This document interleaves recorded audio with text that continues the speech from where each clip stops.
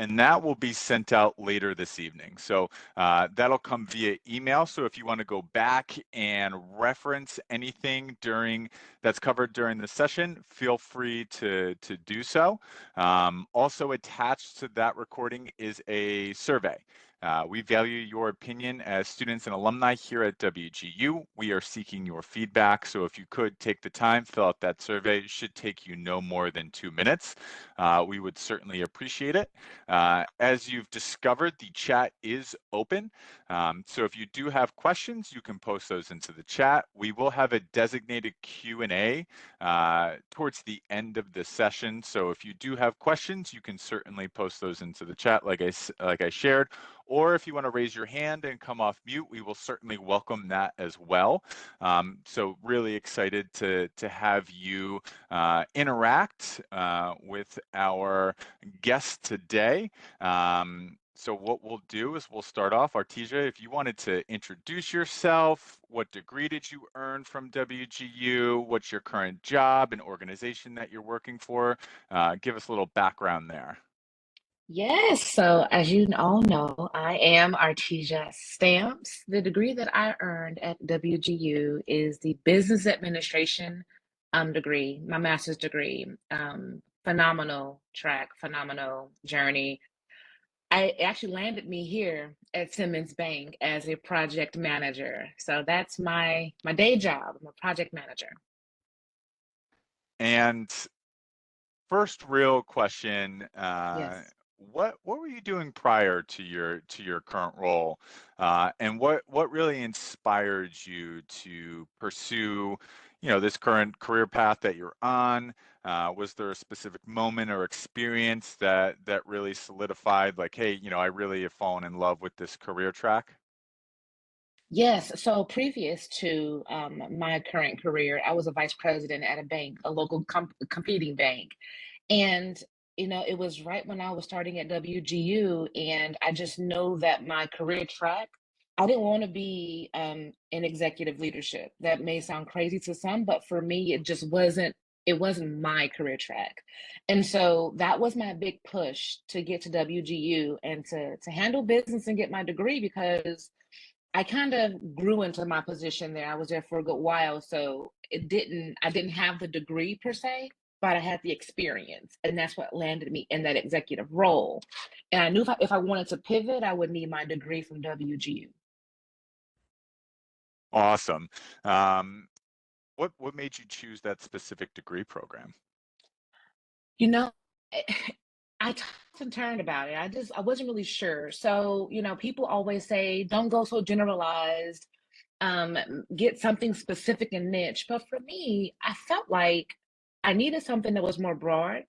I needed to be able to be inserted into any field I wanted to, and I knew that with the business degree, that kind of encompassed everything. So it wasn't I had to stick to this one field. That degree opened up doors for any organization, any field. So that was the main decisioning factor in getting that degree, that particular degree, I should say.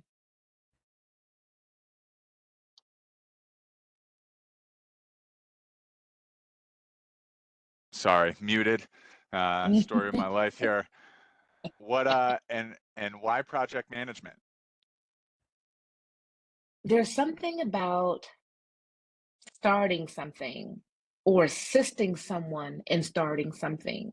And whereas they don't have the ability to, I don't want to say see it through, you're that intricate piece that can help move it along.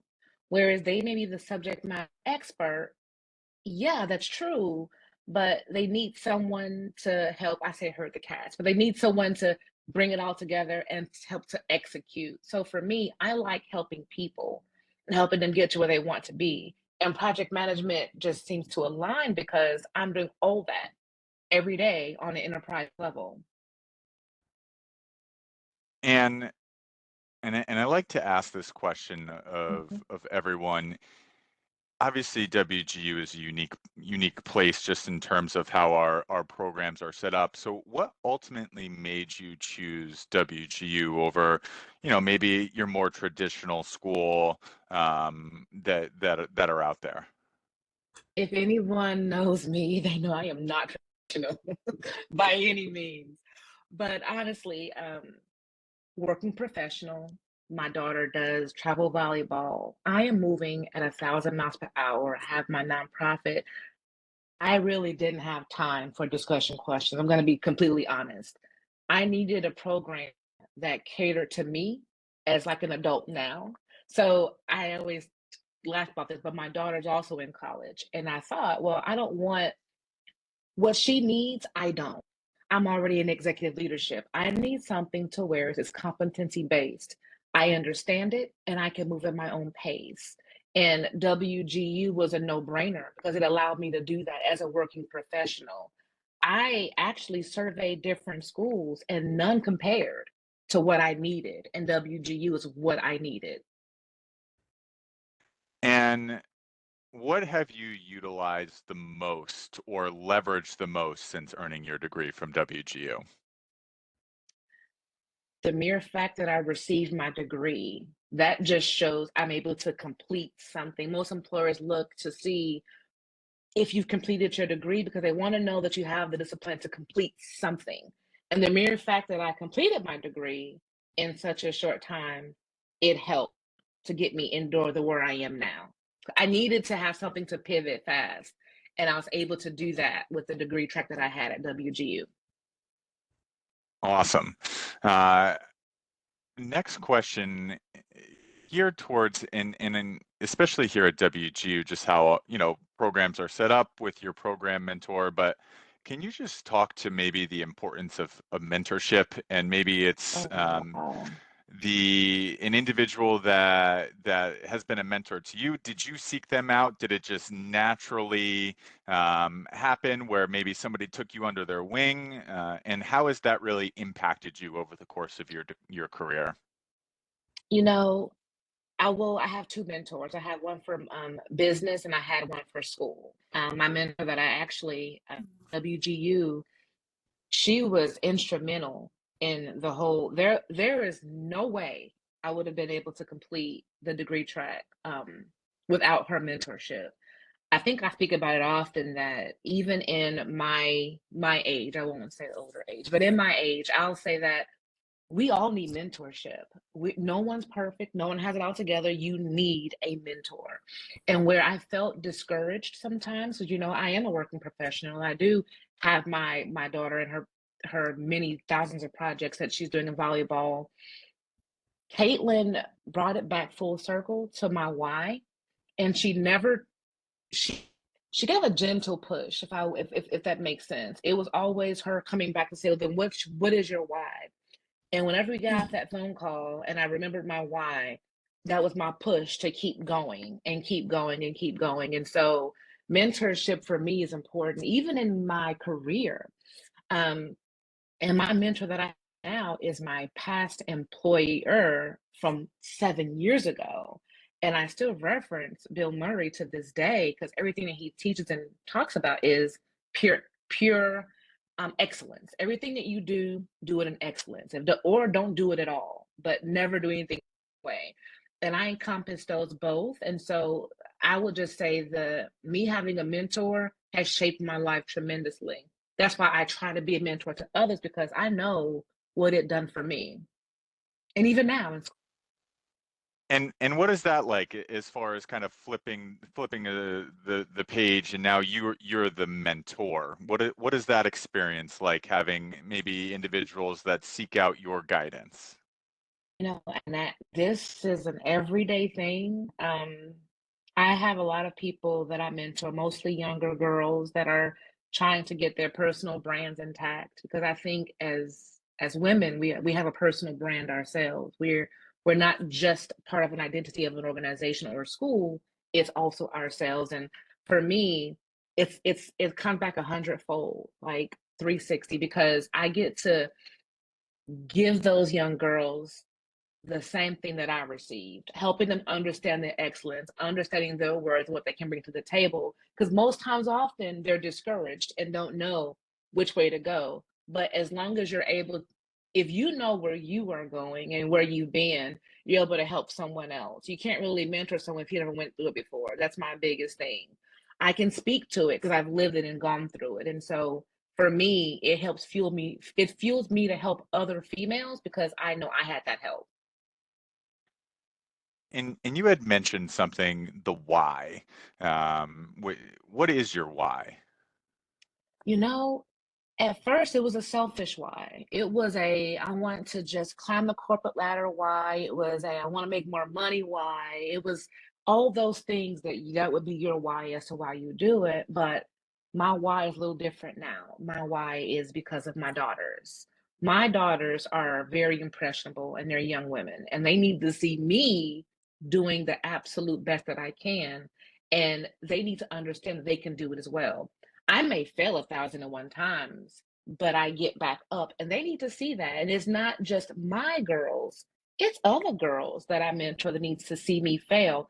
I'm not perfect. So when they see the failures and they see me get back up, they can do the same. So my why is for other girls that's coming behind me and younger girls and even in my senior girls, I also mentor women that's probably 10 years my senior. But they need to understand that they also have that get up and go. Let me help you get back to that point. So for me, it's everything. It's helping the next person get to the next milestone. That's my why. And I love that. And just having that presence to show like, hey, failure is a learning experience. Like it's okay to fail. Yes. It's really how you overcome that. Can you just share Mhm. maybe an experience on, and I hate using the word failing, but it was something that maybe you potentially like you overcame and were able to come out on the other side and take something really away from that. Can you share an example of something that maybe you've dealt with in your career? Absolutely. I there was an old employer that I applied for a position. I think I applied for this position maybe I don't know, maybe 7 times. And it was getting to a point where I was just thinking, I'm just not good enough for this position. I don't need this. This is not a position for me. Just forget it. Because I kept going and applying for that position and didn't get it, it gave me the initiative to figure out what other positions we needed at the company. And I brought that business case to our chief HR officer. And I explained, hey, while I know that I maybe fit over here, but let me explain to you what I do see from a training standpoint, what we do need at the organization. Kid you not, the next month he asked, Bill Murray, my mentor now, he says, if you were serious about this position and what you think we need, I'm going to have you to apply for this position. It never even existed before. But because I brought it to him and explained to him, well, I may not fit over here, but let me tell you where I fit into the company. And they created that position for me. And that's how I became a corporate trainer at the organization. So it wasn't that I took my failures as a failure. It was a lesson. I don't belong over there, but let me tell you where I belong. So that way you can't tell me that I don't belong there. I'm already telling you, this is why you need me here. And it just worked out. I changed the way that I saw things. And that seems to be a theme with some of the other alumni that have participated here is just knowing, hey, here's my skill set. Here's how Yes. I can take this and apply it to this set position. So I think just having that understanding of, hey, this is what I know I do well, and being able Hmm. to share that with others just creates more opportunities. So Absolutely. I love that you had shared that. It I, does. I I I want to focus a little bit on your job now. Yes. What do you love most about your current role? What keeps you motivated? What keeps you engaged with your work on a day-to-day basis? You know, it's the thrill of the projects. What the projects that my department handles, my teammates and I, we handle projects that are strategic. They are the bank's initiatives. And we get to see things that people don't normally get to see. We get to understand the bank from a different level and different perspective. And when we see those projects get completed or they close out and they go into motion, we know that we had a physical hand in that. And that's what pushes me to continue to do project management, especially at this level. I like to see things out. I want to see them through. I want to see them finish and complete. And project management gives me that ability to do it over and over and over again. It's almost like raising a child and they get to first grade, like, hey, now go be great, first grader, and then you do it all over again. Your project management is. It's great. And what does the day-to-day look like for that? It's never the same. I shake my head because it's just never the same. So I may come in today. The good thing about project management is you set your own schedule because you're managing these projects. So you're managing your load. I may come in and so Monday morning, I have my schedule built out. I look at everything I have forecasted out for that week. I have all my meetings set for that particular week, and it may not go in the same order, but on Monday, I set my schedule. And maybe today, well, for it's today I came in, I had 3 meetings set today. Yours is one of those meetings, but I have a meeting after this meeting. But then I just check out, look at my schedule, make sure that everything's aligned. There's no past due tasks and things of that nature. So you're really literally just keeping the project on task. So it's like if you're someone that like writing down in your notebook tasks and checking them off, project management would definitely be for you because I do that all day long. Check off tasks is what it is. I love it. And so kind of speaking to a little bit moving forward in the future. Is there something that excites you about, and it doesn't necessarily need to just be about project management. Maybe it's you personally, some things that are exciting as you move forward in your career. And it could be, a year from now, it could be 5 years, 10 years. What excites you as far as moving forward future in your career and then maybe on project management in general? It's project management, and I say I'll kind of back up from when I was vice president at a bank. You have only so far you can go in that executive trail. You have vice president, senior vice president, and EVP. That's great. Then next you just own the bank, but that's not realistic in real life. Project management is different because you come as a project manager, then you're a senior project manager, then maybe you're a principal project manager. And then once you've decided that you've mastered project management, okay, great, go be a program manager, go be a portfolio manager.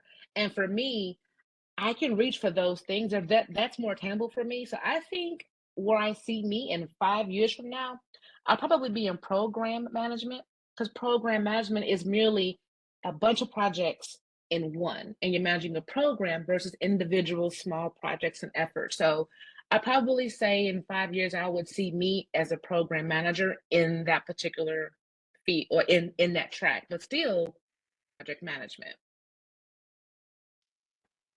And for those that are maybe on the call right now that are interested in getting into project management, is there a certain track that you recommend? And I'm sure people can take it as in many different angles, but I guess a recommendation from you as far as, hey, getting into the field, what recommendations maybe you might have for that?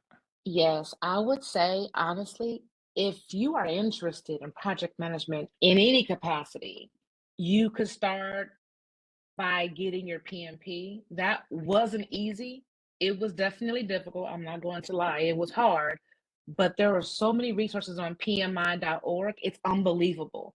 Like they get you prepared for your PMP. So that's an easy task, right? But while you're getting ready for that, you want to be able to say that you have the experience, if you will. So becoming a business analyst first, maybe project specialist first, or if you're at your job right now and you manage projects, not even in a, I'll just say in not in a traditional fashion, keep those things written down.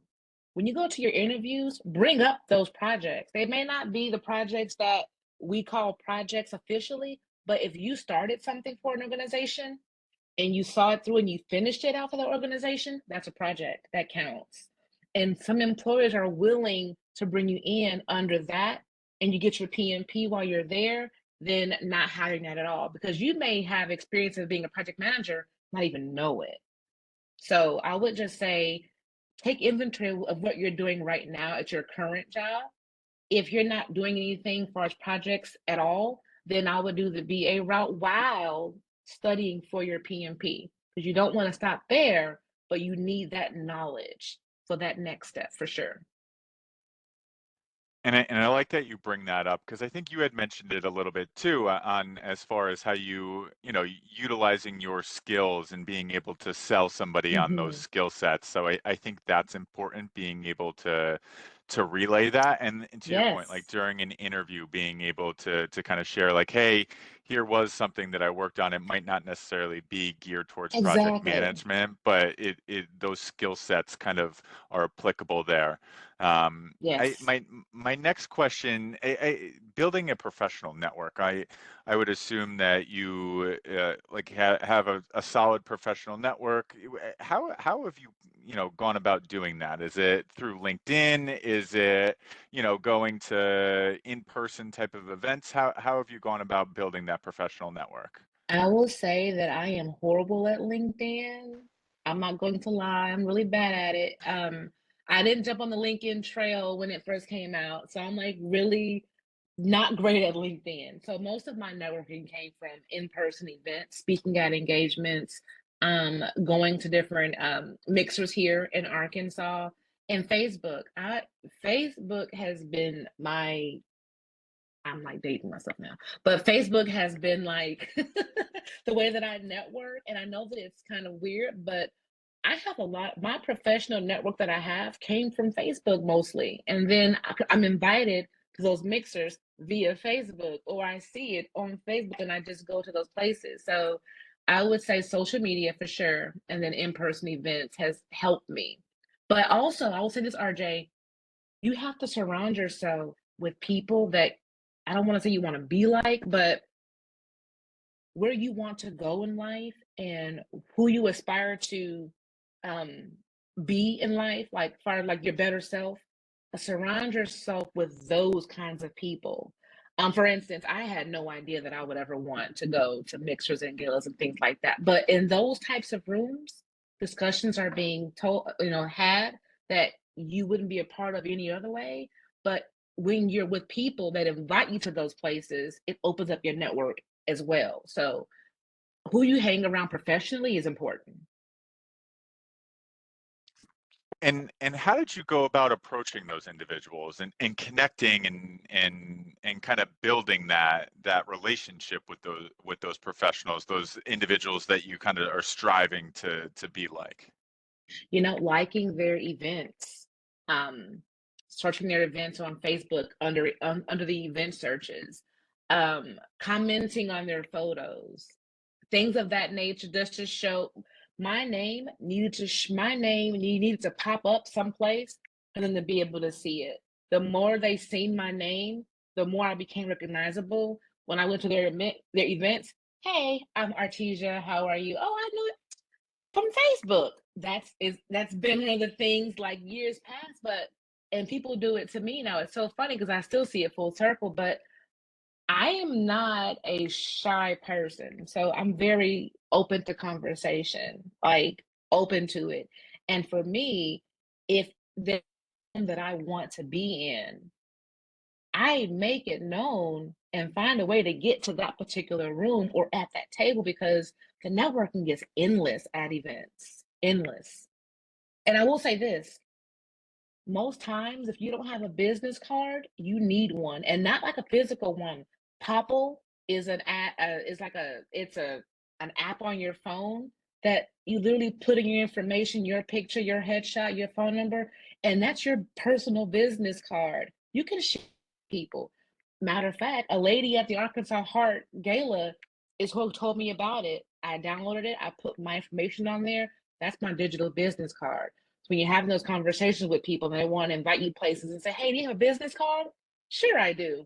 Let me give it to you. And they scan with their phone, and just like that, it's synced up. And now you have a new connection.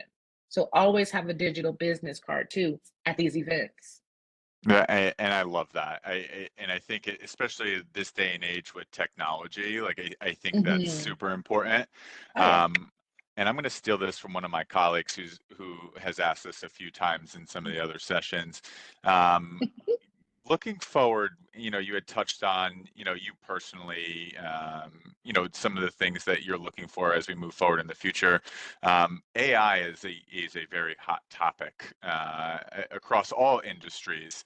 Can you Mhm. just touch on, AI, the outlook for what you're doing and how that might impact it, maybe how you're utilizing it moving forward? How do you foresee AI impacting your industry? It's funny that you say that because I'm writing my chapter one dissertation on that's my topic that I'm defending. Oh my gosh, that is so funny. But and that's funny, cybersecurity and AI in the financial industry. But honestly, it poses so many risks because I'm in the banking industry. Once you put something into AI, it doesn't go anywhere. I mean, it's locked in. Where's it going to go? So then you have a thing where you have customers' information that may be stored someplace that's not even the cloud. It's someplace completely different.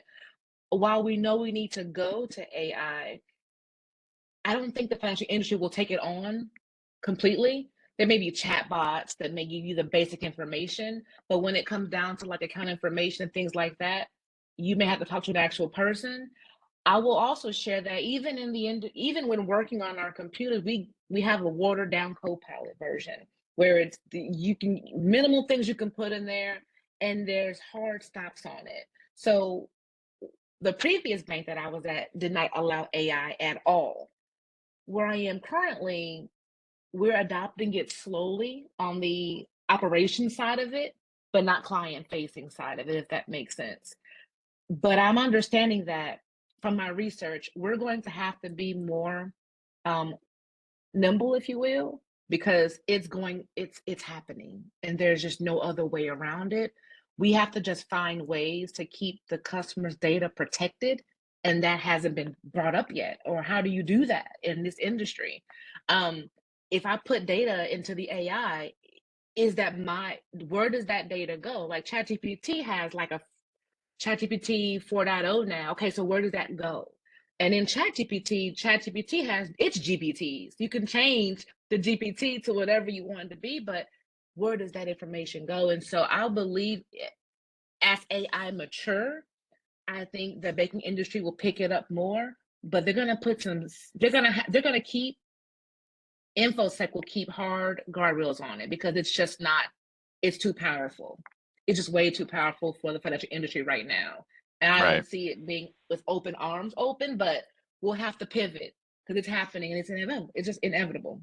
And I think that across industries, like Hmm. similar, it's either you're on the moving train or you are off it. So, And you have to get um, on it, or you'll get I, left behind. yeah, and I love that response. What I want to do now is a bunch of activity in the chat. So I want to Oh make no, I didn't see sure it. we want to make sure that people have an opportunity to ask you questions.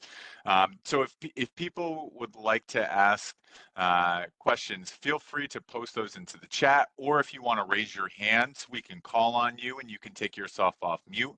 I do see one Mark just posted. On my side in tech, I keep hearing advocacy for local LLM models in AI. What do you think of the bank industry being able to train its own local LLMs in order to escape the security risks of things like ChatGPT? And so, that's what makes me a little bit nervous because I wonder, even if we trained our own, where would that data pull? Where would the data pull from? So we had our own localized LLM model. What happens how will it get the customer's information? Like that's one of my questions. I guess I'm still trying to figure that out. Customer's information have to come from somewhere. So where does it actually go? I'm not in infosec here, but I mean I love AI. Me personally, I just don't know how the risks that it pose still.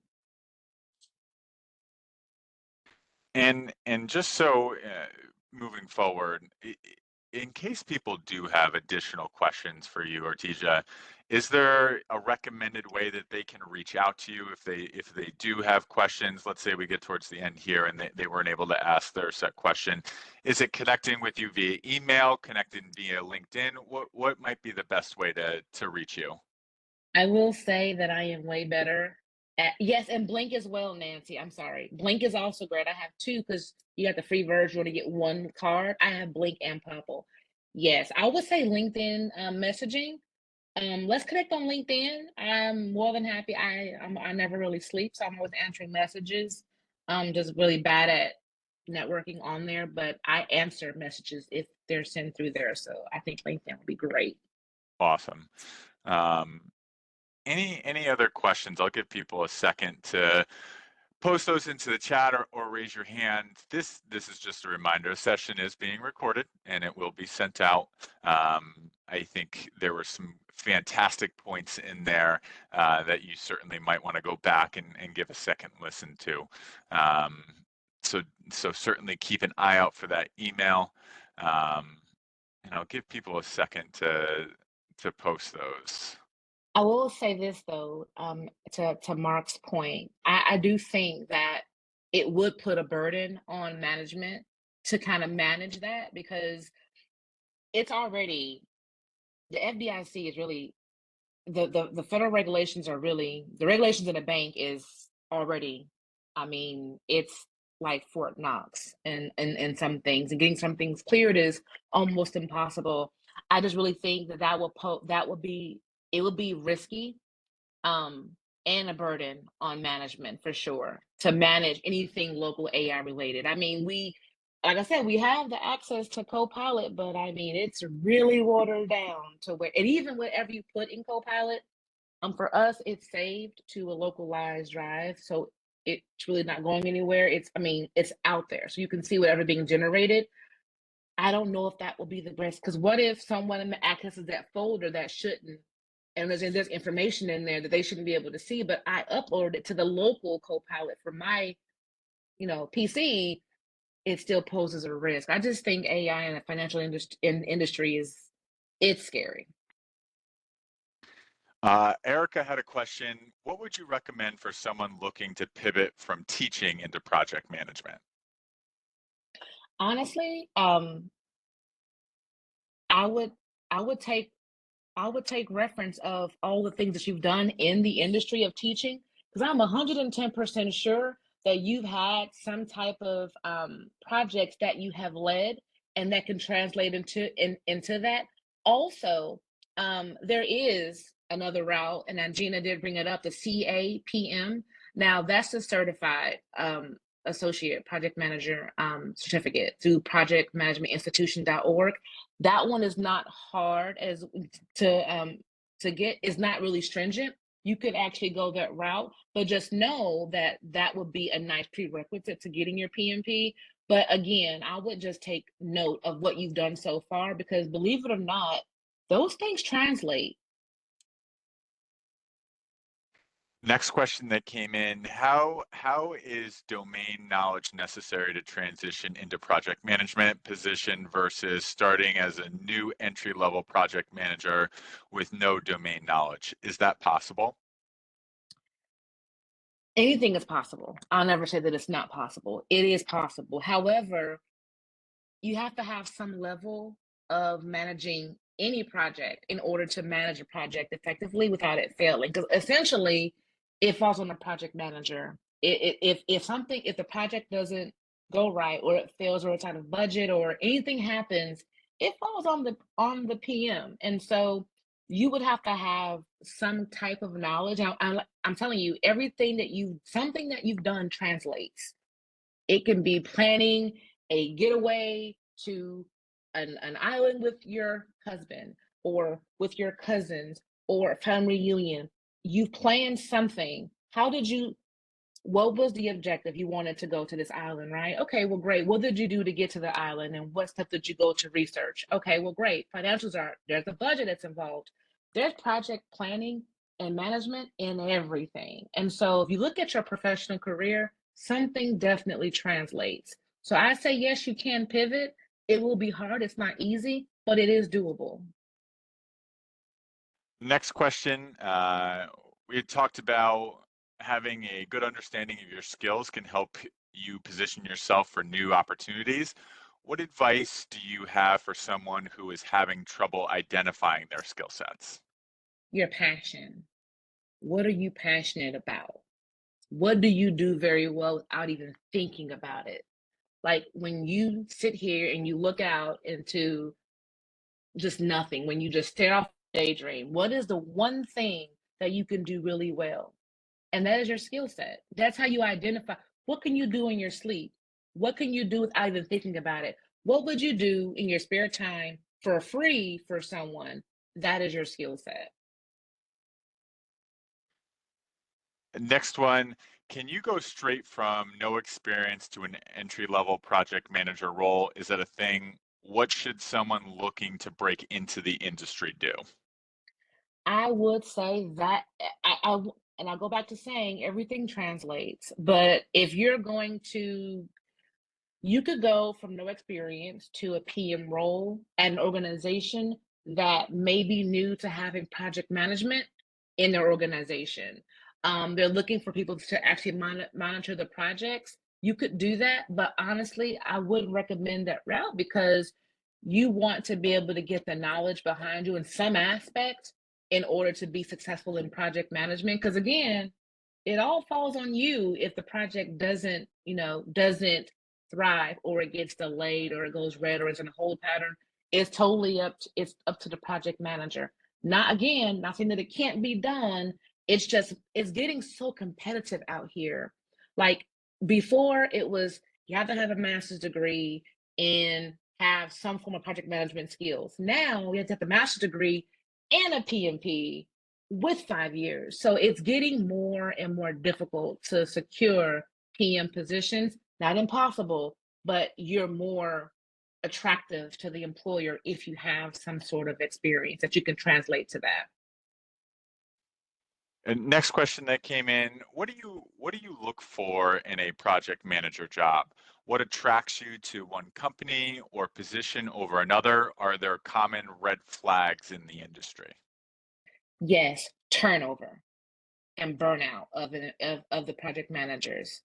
I'm so fortunate that my boss, and I think of her as she's phenomenal. I will tell you that. I didn't even believe her in our interview. I thought she was just telling me stories about how she cultivates her team, how she grows her team, how they're all a team. It didn't even seem realistic to me because didn't seem real. But I say that to say this: work-life balance is important as a project manager because again, you're managing all these different efforts. Me personally, what would attract me to a job or a career over a different career or this employer to the next employer is my growth. When I'm here, what is my career path like? Do you have career planning here? Do you have career pathing here? Those are questions that I would like to ask because I want to know that when I get here, I'm not stuck in this one position. This person don't have to get fired or quit or leave for me to move up. That's not a thing. They have career progression, and that's what I look for in a position, as well as turnover. I am not afraid to ask, well, what happened to the last project manager? Like, why did they leave? Most times they tell the truth. Sometimes they don't. But either way, you're getting the reaction of the person that's interviewing you. And one thing you touched on there, the importance of work-life balance. Like how do you keep, a solid work-life balance and make sure that's something that you put an emphasis on a day-to-day basis? It's your project management skill set. I kid you not. When I say the project manager holds all the, you are the main reason something would be successful or fail.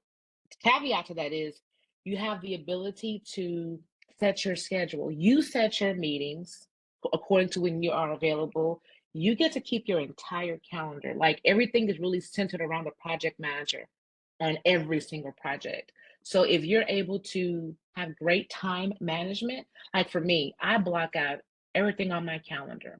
There's a professional development time on my Outlook. There's a time for my pre-meeting count. I have a block for everything. And what I mean by that is I give myself 1 hour to work on one task. That 1 hour's up, I pivot to the next project. Nothing will take my time for 3 hours or more in one day because I have too many projects for that. 1 hour it gets, and if I get to that ending time period after 3 o'clock, I circle back up to my next outline, my next block, and that's just how I do it. But time management is key for work-life balance. What would you say the most difficult part in your day-to-day has been as a project manager? Knowing when to stop. I'm a person that when I say that's why the calendar was born, because when I dig into something, I can go down 1,000 different rabbit holes, like answering the questions, doing the emails. And if I see email come up here, I want to answer it right away. I've learned that I have my calendar. I have to be very routine, and that's helped me so much. Because I just didn't know when to stop. I didn't know when to stop, but that's what I taught myself to stop, hard stops on everything. I love it. Um, I'll give people another second if they do have additional questions. Arteja, I don't know if you can see some of the comments in the chat, I'm but definitely, trying. I see them, yes. I definitely want you to read some of these. As people are kind of formulating their questions, if they do have additional questions, I do want to just say thank you, Artesia, for jumping in, sharing Always. your insights, kind of diving into your story and how you've kind of navigated your career. We certainly appreciate that, and I know whether it's somebody live in this session or let's say 6 months from now they watch the recording, you're making an impact just sharing and Oh, showing how wow. you have been a success. You.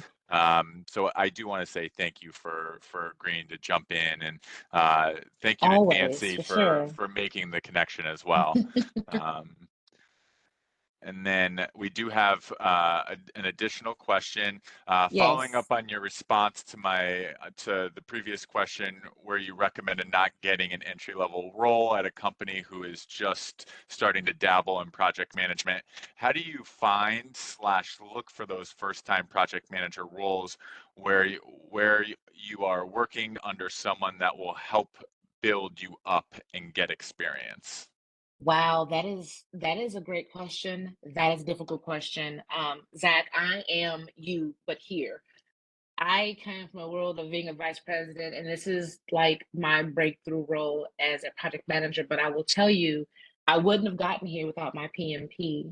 My boss took a chance on me because she understood that my projects that I had translated. I will say this though, I will say this. The CAMP is not a bad route, but I would say jobs that have business analysts, they do literally the same thing. I don't have a business analyst. I am the business analyst, believe it or not. You could it's doable. You just need to look for the companies that's willing to cultivate. And honestly, I don't have an answer to how you find them, but I do know that they are out there and they're willing to train you than to let you go. They look for people that are more trainable than someone that's set in their ways. I know this for a fact. Most companies are looking for traditional PMBOK knowledge. They want the project manager, they want that straight to the point book knowledge. And then how can you put your own flavor on it to make it great? So just keep that in mind. And yes, that's true. People have pivoted from multiple industries. And I know for a fact because my husband just pivoted from being a principal BA for years and he got his PMP and now he works as a project manager for someone else. He's an IT project manager, which was not something that he even done before, but that company took a risk on him because he had his PMP. And they figure if you can get that, you can be taught anything else. I'm going to tell you right now, the PMP, it's leverage. You need certificates. Certificates is the way to get into any employer's heart is certificates. I get it, having your degree is awesome, but you have to have something else to back that up to show that you're willing to go the extra mile to learn what you need to learn to be great at their organizations. So just know that that's key. And next question ties right into that. Um, I've heard from project managers who have transitioned from multiple different industries, like from finance to IT. What core skills do you think are able to transfer? People skills. You're with these projects, I'm managing people and personalities. It's you have to manage to the people is what it all boils down to. That translates over. Um, that's a core skill that you need in order to be a wonderful PM because it's you're talking all day long and to different people, different projects, different stakeholders, and different sponsors. So people skills and communication, effective communication is key. I think people are reading your mind here with Oh, are questions they? because the next question is, what kind of advice about soft skills slash people skills can you recommend for this position? You have to be able to basically get along with everyone, but stand your ground. Don't be a pushover because if something is not right in the project, it's not right, it falls on you. But at the same time, and now I'm gonna always laugh and joke, but I really am gonna send you my email that I need X, Y, and Z done. So learning the balance of being assertive and not being rude, but being nice and not being a pushover. You have to find that healthy balance in the middle, and I do that. And so I would just say always, my personality speaks for itself. I have enough smiling days to where my serious days outweigh those, so it doesn't bother anyone when I'm kind of like straight to the point. I use my sweet tea words a lot in my communication. I love it. I love it. What's the 80/20 of project management for you? What 20% of your work creates 80% of impact, and what 80% takes up the most time but adds the least value? I would say 20% of my work um, is the administrative part of it. It really has the least impact. It does. You could pretty much in project management, as long as you're documenting something at all and whatever's taking place, then you're fine. It's the planning that's the 8% impact. It takes up most of my time, but I will say this, it doesn't add the least because you have to have your schedule in place for it to be perfect. Or I will not perfect, but I would say your schedule is really, really, really important. Because what you baseline, what they're gonna hold you by, if that makes sense. I would say 20%, I would say 80%, excuse me, 80% of my day is administrative work and has the least impact. The 20% is the planning. And if you don't do that right, you're in trouble. I think that's how I want to word that. I love it. Any other questions that people might have? Um, yes. I would want to just add this. Project management is so rewarding. I can't even make it up. It's rewarding because you're having a hand and helping another organization um, finish something that they wanted to do, that they needed to do, that helps the business work, that is a strategic initiative. And you have a complete hand in that. More so that you are responsible for making sure that it moves effortlessly. Like you are the K. You are the glue that keeps it together. So project management for me, I don't think I would have changed. I wouldn't have never changed my mind if I had to. I would have picked it over and over again to be a PM. And another question has come in. What is your favorite part about being a project manager in the banking industry? You know, the executives, they are funny.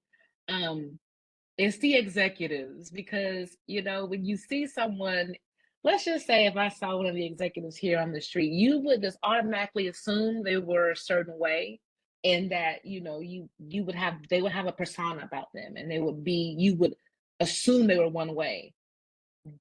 But learning people in the banking industry, it's interesting because they're not at all what they look like.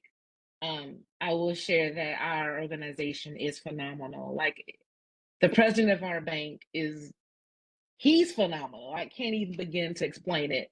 And you can talk like a regular person. Like if you saw him on the street, you wouldn't even want to approach him because he's the president of the bank. Like you wouldn't, people wouldn't do that. But in here, he's a regular person and he is so cool. So I would just say that's the perception um, that most have. And I think that's what I like about project management in this field is the executives.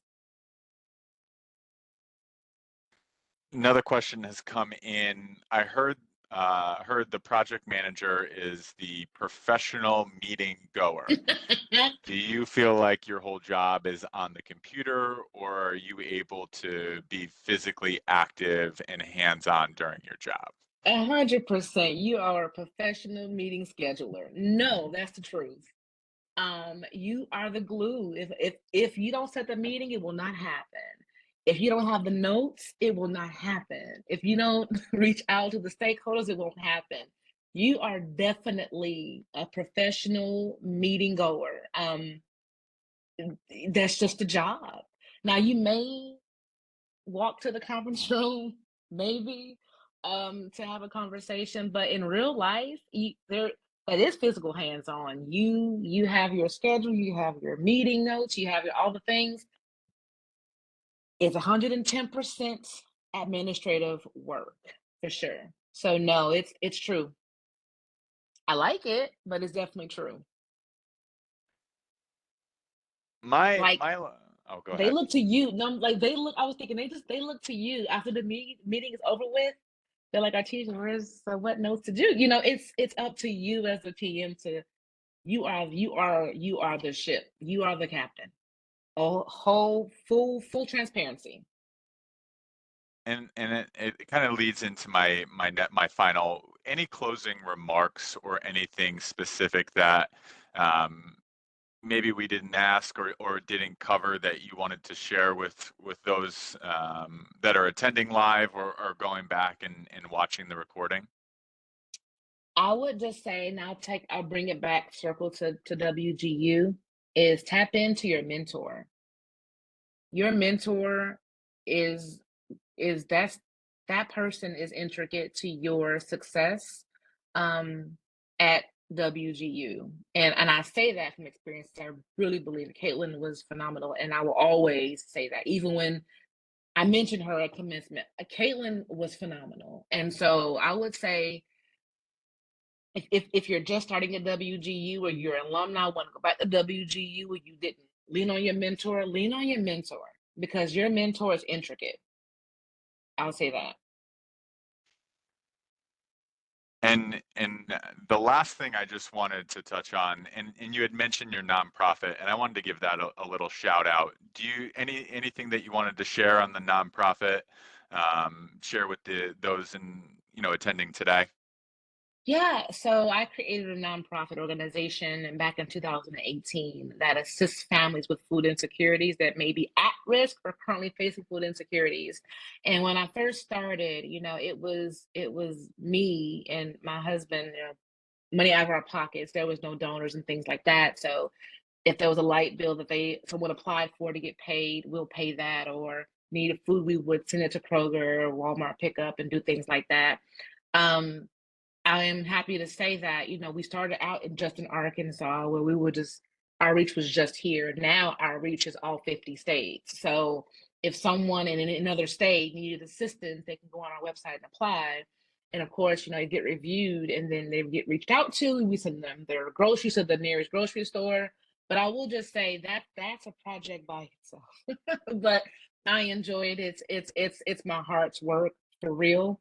And so that's it. It's just it is truly my baby and it's forever growing. And so yeah, that's just fight against childhood starvation.